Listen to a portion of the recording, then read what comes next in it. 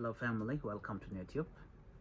If I were to explain why someone might want to be a warehouse associate, the reason could be number one, physical and active work. A warehouse associate role involves being on your feet, staying active, and working hands-on, which is appealing to those who enjoy physical work rather than sitting at a desk all day. Number two, team environment.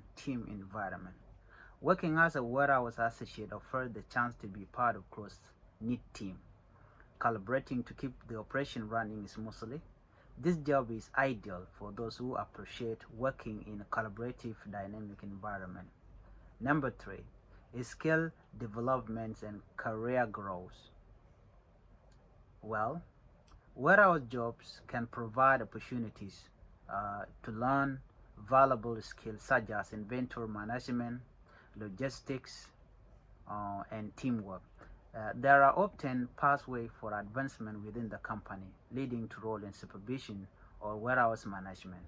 So if you're somebody who want to apply it as a warehouse associate, I think these are the things that you have to understand before applying.